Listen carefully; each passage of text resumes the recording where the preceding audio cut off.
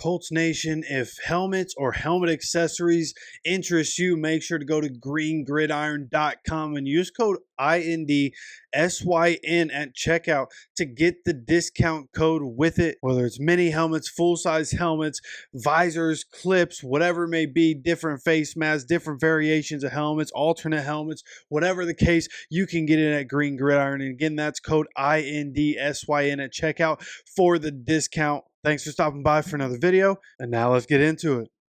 What's going on, Colts Nation? I appreciate you joining me for another video where today we're going to have a video kind of looking forward into the future. This is really the start of our free agency talk. I'm really going to start to dig into it after today, and we're going to really start to get into it. There's going to be a lot to go over. As I started going through this, who's still on the roster? What's the player count? Who could still be here? Who could be gone and who could be rearranged? I mean, when you look at it, I didn't go through and do the overall number, but I mean, we're looking at even probably half the guys that are still here that we could end up having a different roster by the time training camp begins, or definitely by the time week 1 gets here. You get through training camp, bottom of your roster, you start to shake up a little bit, see what else is out there. You also have undrafted rookies at that point in time. So there's going to be a lot to look over throughout this offseason between the guys looking at like you got to get through free agency before you can really look at the draft and be like, oh, this is who I'm going to get. Like, unless you're the Titans. When you're the Titans, you're like, okay, we have the number 1 overall pick. We have the entire draft. Who are we going to get? As soon as you lock in on who you want to pick in the first overall pick in the draft, then immediately you can say the rest of the draft, you're going to have to worry about at a later time. But at that point, you can say, okay, we're doing this with the first pick, so we don't need to do this. That's the only time, the only exception. Everybody else, you really have no idea how this draft is about to go. You can have a good idea, but at the end of the day, things always go weird. Every year, the first couple picks might be correct, but it's like always right around pick 4, pick 5, pick 6. Everything starts to get weird. One guy that, oh, this guy went in front of this guy, and all of a sudden the whole draft is different. And it's every single year. So we don't have any idea of what we need to do in the draft until we get through the answers of what we're going to do in free agency. How are we going to mold this team? Which guys are still going to be here? Which guys are going to be gone? Like the non-free agents. Which guys that got paid are we going to say, hey, you can go ahead. We're going to get you out of here. You have a different opportunity somewhere else, right? Produce enough that somebody will definitely pick you up. Like, so you're definitely going to get picked up. Like, okay, and this year, I don't think we're going to have the benefit of having Marcel Dabo on the roster as like a player that doesn't count toward the roster number, with his contract being up, even though he's still from the International Player Program. I don't know how the whole program works, but I don't think he's going to count, or I do think he will finally count as a roster spot, and we did sign him to a future contract. We'll see again, if does he stick on the roster, we'll see, but he is signed to a future contract, and as it sits right now, he's going to be joining the Colts in mini camps and training camp next season. So getting him back, so we're, instead of 70 players, we're looking at 69, okay? 16 on the practice squad. You also get 53 on the active roster. So with that, as we go through, just know, as it sits right now, we have exactly 53 players on the roster. We have 27 on offense, 26 on defense. That is our active roster right now, and that's our entire roster. We've been cut down to 53 players, and again, future contract. I think we're up to 15 future contracts, maybe 16. I know I was looking at something, there was 14, but there was news of one. I think there was actually news of one yesterday, some guy that I've never heard of, so he's not included in this list. So I guess now we're at 54, and I think it was offense, maybe. Pretty sure it was offense, so that would make offense at 28. But nonetheless, the count that I have right here is close enough, especially the people that we know. Right now, we have two going into 2025. Okay, when the new league year starts, these are the people on the team. We have 2 quarterbacks, Anthony Richardson and Jason Bean. Of course, we're going to get quarterback competition. Who will that be? That's, of course, going to be the first thing we talk about in all of this is who I think we could go after. But I think we're going to get two more guys. I think Jason Bean going to stick around. Who those two other guys are going to be interesting. Hey, who do we get? Maybe we get a veteran guy. Maybe we draft somebody. I could definitely see that being the route we go. Get another young quarterback in here. Obviously, we draft Richardson 1 year, Bean the next, with no intention of having Bean be the future of the franchise. But if he develops and Anthony doesn't, then hey, it is what it is. And then, hey, people even mentioning Will Howard. Man, I can't remember all the college quarterbacks. Again, I'm not a huge college football fan. I got to go through my draft homework. But definitely seen Colts fans mentioning quarterbacks to get in those later rounds, and we'll see if that happens. I definitely think that's something we could do. And there's some good running backs coming out in this draft. We didn't go get Braylon Allen last year. This year, there are a few of them, and I want one. Whether it's second round or third round, we got to get one. There's some good ones. And right now we have three. Goodson's back. We did give him another contract. And then Salvin Ahmad, currently on the roster and coming back. We have three running backs on the roster as it sits right now. I think we'll go in with four once again. That fourth should be a rookie. Who will that be is going to be a good question. And just remember, Evan Hull, not a part of the group because we ended up releasing him. And he was released for a few weeks, and then he comes back, right? He just came back to finish out the year as a depth piece for us. We never used him. He is currently, at the new league year, he will be a free agent. He is not on the roster. Then when you look at wide receivers, 7 of them is what we have on the roster right now. And really, I mean, 7 that I honestly, I like this 7. I don't know if we need to tweak it a whole lot. We're going to add 2 more, in my opinion. But I expect that to be even probably undrafted rookies or some veteran practice squad type guys. But we have Michael Pittman Jr., Josh Downs, Alec Pierce, A.D. Mitchell, Anthony Gould, who I'm excited to have as an active roster member every week next year. David Montgomery, not David Montgomery, DJ Montgomery. And then also Laquan Treadwell was also re-signed to a futures contract. So and hoping that he's going to be able to stick around. Montgomery gotten on the field in the past, obviously, if he was, a world beater, he'd be in the lineup. But nonetheless, having him as a depth piece, like an emergency kind of piece, fine with that. Fine with taking these 7 into week 1 next year. Again, just going to be interesting. How do we fill out those extra 2 spots I think we'll have this year? This is the year where I think a big change could happen at tight end. We always have a bunch of tight ends. I think this is the year where we could. It's a huge change. I just don't think we'll take 7 tight ends in. I think we'll take 6 tight ends in, which I feel, I guess in a huge change in terms of, there have been times where we had 6 tight ends, but there are a lot of times under Chris Ballard, we end up with 7 tight ends if you include the practice squad. But of course, we have Drew Ogletree. We have 5 right now. Drew Ogletree, Jelani Woods, Will Mallory, Sean McKeon, I'm pretty sure is what his name is, which it is, and then Alberto. I don't even try to pronounce his name. If you know who Alberto is, then you know. If you don't, you don't. If you play fantasy, you probably have heard Albert O before. A tight end, promising tight end. Just never worked out for him in Denver. He ends up getting dropped, and we ended up picking him up, signed him to a futures contract. So we currently have 5 tight ends.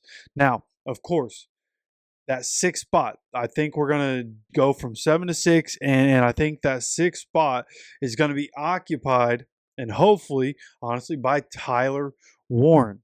Now, obviously, that's who I want us to get.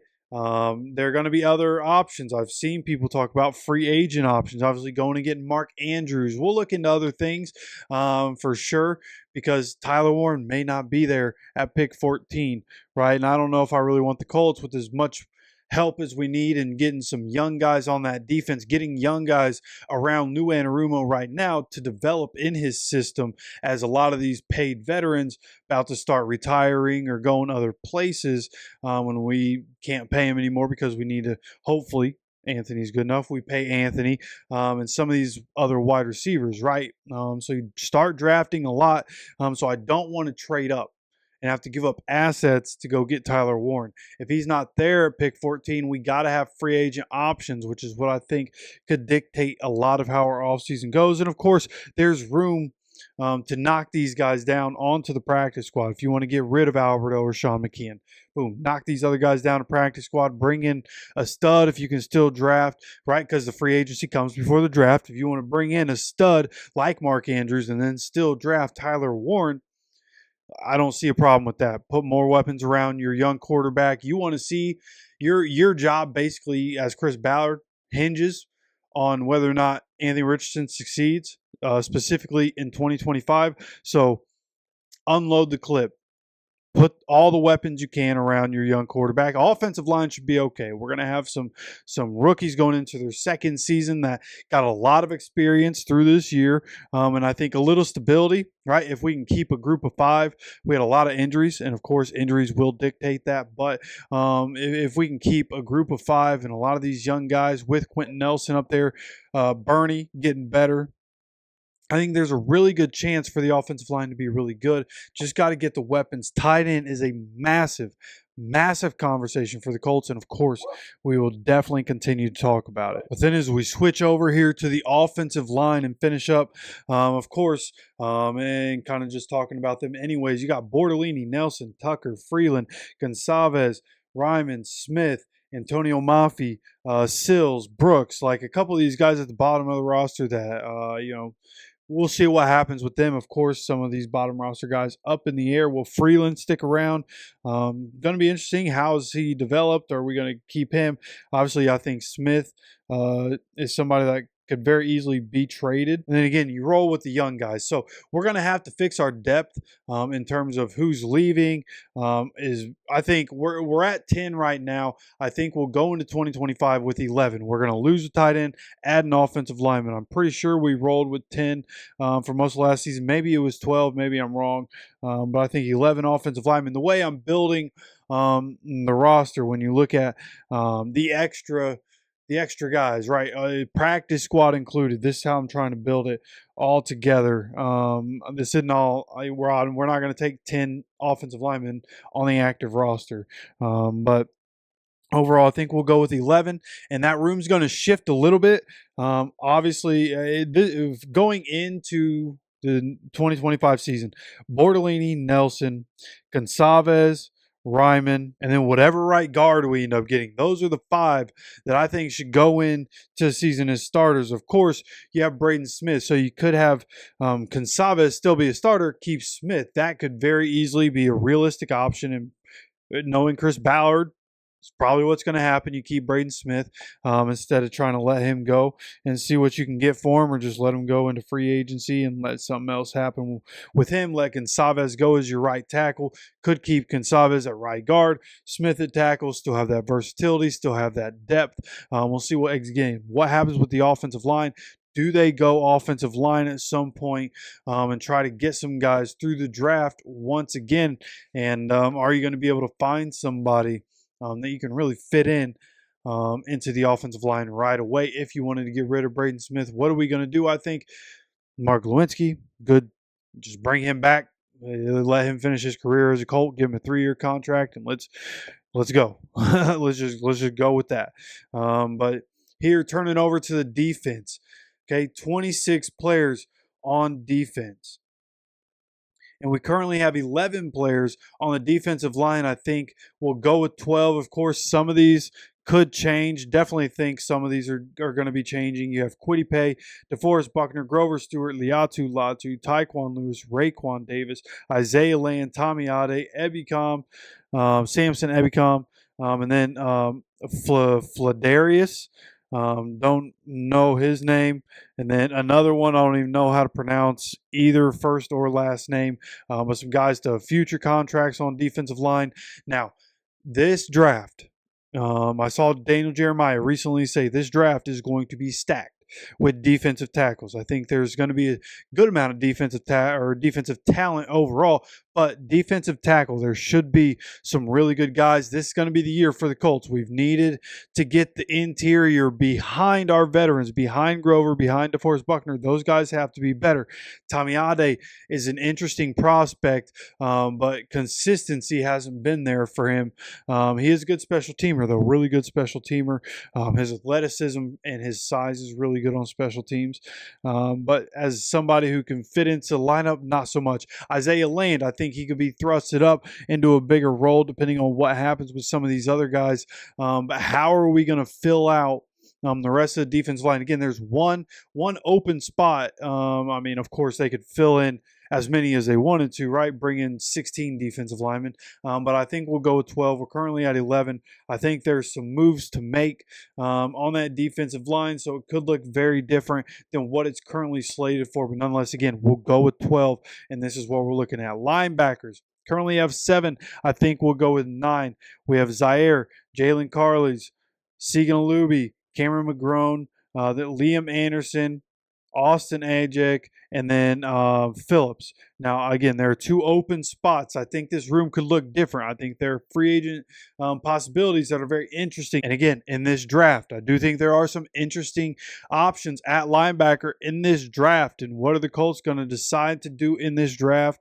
I think, again, you can address this defense heavily in the draft. You can even go offense first round, right? Go get Tyler Warren in the first round, and I think you can go defense for the rest of the draft and get some good players to be able to fill into this Lou Anarumo defense. Get some young blood in here, some more young blood, get some young guys to come in here again, learn this system from Lou Anarumo.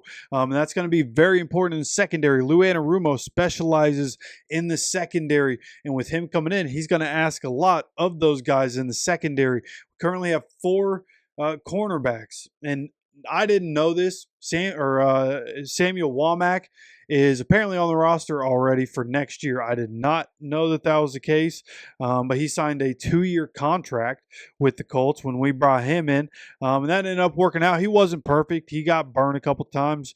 You know, when you live in the paint, you'll get dunked on sometimes. And it happened a little bit. But nonetheless, going to be happy to have him in the building. Kenny Moore, of course, and in this Lou Anarumo system, he should be very good. Hopefully, Juju can stay healthy, man. Local kid.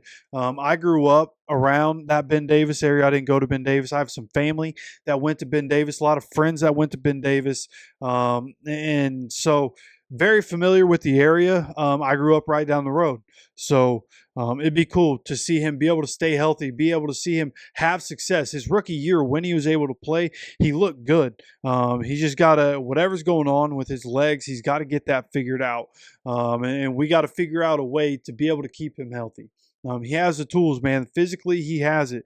We just got to be able to keep him healthy. Jalen Jones looked good last year. So those are the 4 corners that we're rolling in next year with. I think we'll go in with 7. I think we're going to want to go deep at that cornerback position in that Lou Anarumo defense just in case of injuries. And we're going to need people we can depend on. Again, going to look into it. I don't know how high priced we can get into free agency, but we'll definitely look into free agency. Going to look into the draft. What corners can we get coming up in this draft that are going to be interesting prospects to bring in? I already have one bookmarked on Twitter that I saw somebody talking about, had a little bit of film on him just on Twitter, just a quick Twitter video, and was impressed with what I was able to see. So going to continue to look into everything as we go forward. But again, 7 corners is what I think we'll go in with. We currently have 4. And at safety, to finish this off, safeties, we currently have 4. Again, I think we're going to go in with 7 here as well. 7 safeties and build up the secondary as a whole, right? So between corners and safeties, you're looking at 14 guys. And I think that's going to be necessary. When you talk about bringing in competition, you got to bring in competition at spots where you're the weakest. And right now, cornerback's that spot. We saw at wide receiver, we did it. You bring in A.D. Mitchell, you bring in Anthony Gould, all of a sudden, wide receiver room takes a step up, right? Even with the passing game being inconsistent because the quarterback play was inconsistent this year, you still had 3 receivers over 800 yards, which is one thing that I predicted before the season. that we're going to have 3 receivers that have at least 800 yards. I thought Pitt would get over 1,000. I thought Josh Downs' chance to get over 1,000. Honestly, I thought A.D. Mitchell would surpass Alec Pierce. Of course, I was wrong. Alec Pierce, due to competition, takes that next step and goes to the next level, is now the best wide receiver on our roster, maybe. Of course, love Josh Downs, but Alec Pierce, wildly explosive and a lot better with the ball in his hands nowadays. So excited there. But to come back to the safeties, we have Nick Cross, Rodney Thomas, Daniel Scott, a guy named Johnson. I honestly don't know who that is. But again, I think there's going to be some changes. There's already one free agent guy that I think we need to target and we for sure need to sign. We'll talk about that at some point. And that'll probably be one of the first. Again, we're going to talk about quarterbacks first, but some important conversations coming up because of the holes that we need to fill. We need to create competition. How are we going to do that? We're going to get in detailed on this channel. That's why these videos are much longer than I intended them to be. They're much longer than we're used to having on this channel. But the Colts have issues, and I want to start fixing them. Right, and to be completely honest with my community, wouldn't mind being a GM one day. So if I can use these videos as, hey, here's my tape. Hey, we can do that too. So, at the end of the day, I want to go through, I want to figure out how do we make our team better. We're going to do that this offseason. Last offseason was my first time really going through the offseason making content for football. I used to have a different channel. I stopped throughout the off season and got back into things. Around training camp usually is when I would get back into things. But we're going to go throughout the off season and we're going to keep content coming. And the only way to continue to have things to talk about is to really go into detail on this team, right? Individual videos for individual players. We're going to go through different things. We're going to have a lot of videos, man. A lot of videos coming up throughout this off season. So make sure you're subscribed. Make sure you have those notifications turned on so you get updated whenever we have any content dropping on this channel. Of course, I appreciate you stopping by for another video. And as always, take care of yourself, take care of each other, and go Colts.